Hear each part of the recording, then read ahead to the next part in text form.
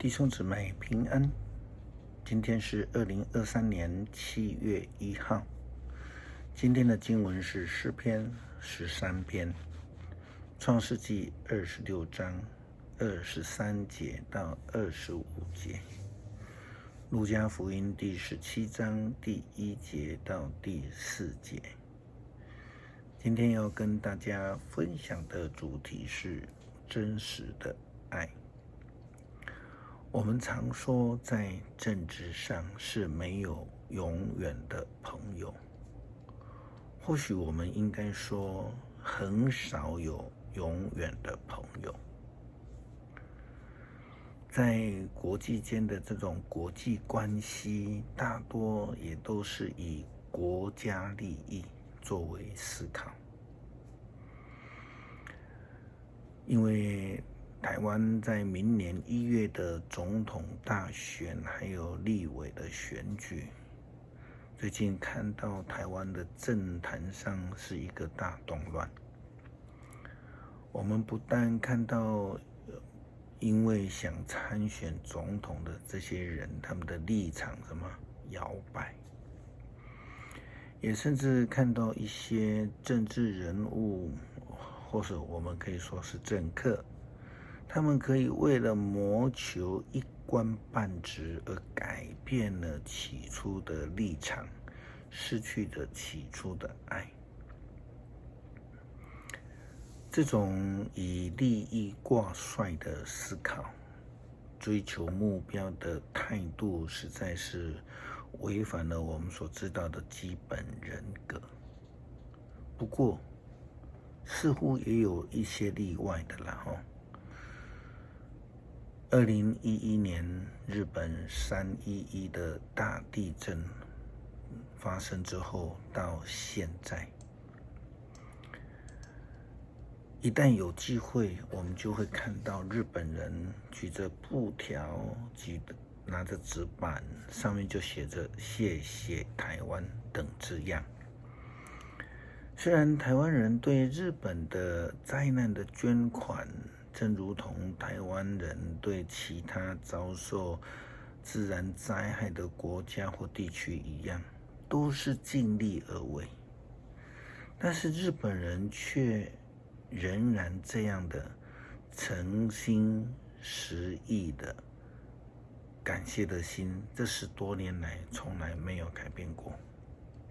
反观同样接受到台湾人捐献的中国，却是以飞弹、飞机扰台、船舰扰台来表达他们的感谢吗？礼拜三新眼光读经，研读诗篇36篇，在第1节到第4节当中提到的人的恶、人的软弱、人的犯罪。5到12节则描述了上帝的不变的爱。第5节的经文这样说：上主啊，你以不变的爱上达诸天，你的信实高入云霄。上帝的爱是真实的爱，是不变的爱。即便人违背上帝的旨意，远离上帝的道路，上帝对于人的爱却是不改变。创世纪第26章23到25节，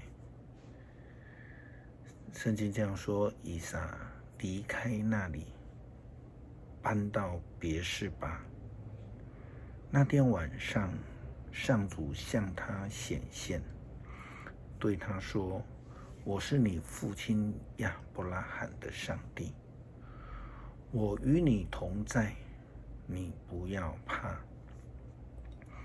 为了我向我仆人亚伯拉罕许下的诺言，我要赐福给你和你的子子孙孙。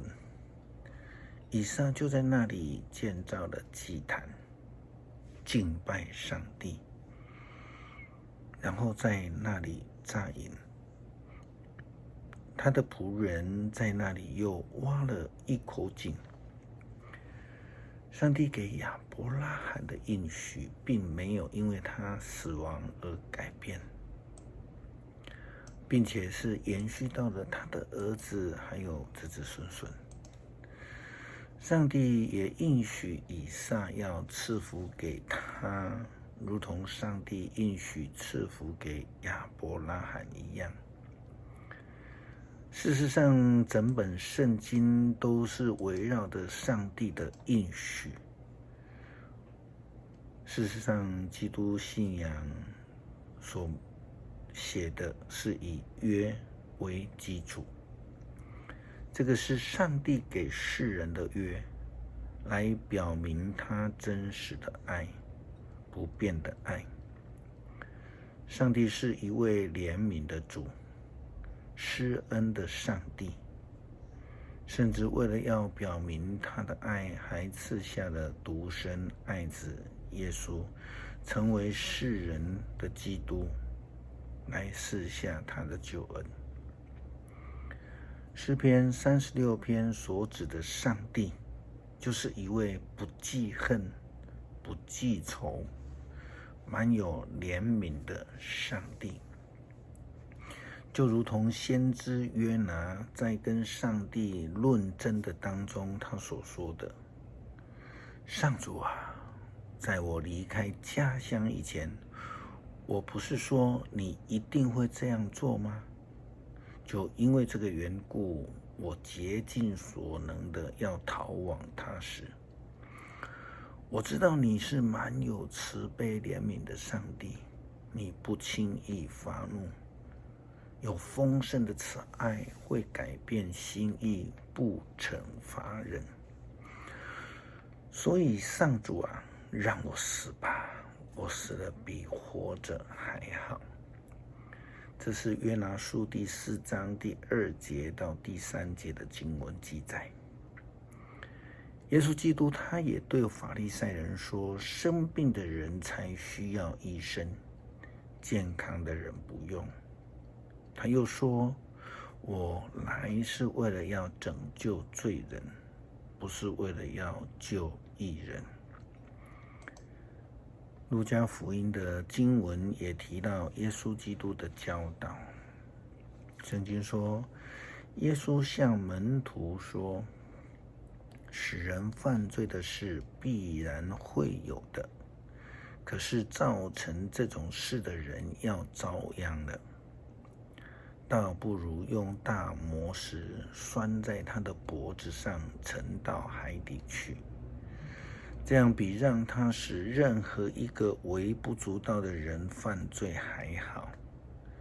你们总要当心，如果你的弟兄犯罪，就劝诫他；要是他悔改了，就饶恕他。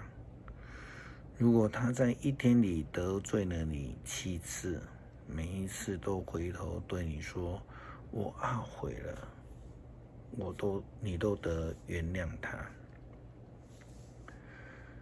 这段的经文教导有2个重点。第一个是耶稣基督论到那个使人犯罪的人，他的罪是大的。另外，对于得罪我们的人，则是要多次的赦免他，只要他是愿意悔改的人。这也如同耶稣基督教导我们的主祷文当中的祷告所说的：“赦免我们的罪，如同我们也赦免了得罪我们的人。”这就是我们说上帝真实的爱。当我们领受了上帝的爱，当然也要以这样的爱来待人，以示我们是上帝的仆人。诗篇13篇：上主啊，你忘记我要到几时呢？永久吗？你转脸不顾我，要到几时呢？悲愁日夜侵袭我，我还得忍受痛苦多久？敌人向我耀武扬威，还要多久？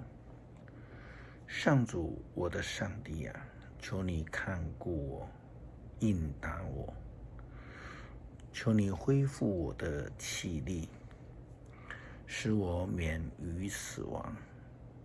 别容许我的敌人说，我们把他打倒了。别让他们因我的失败欢乐。然而我倚靠你不变的爱，我要因你的拯救喜乐。上主啊，我要向你歌唱，因为你施恩厚待我。感谢上帝赐下赦免之恩，以真实的爱来爱我们，从来未曾改变。即便我们因为软弱而离开上帝的真道，但是主的爱仍然接纳我们悔改的心志。求主你帮助我们回归真理的道路。感谢祷告，奉主耶稣基督圣名求，阿们。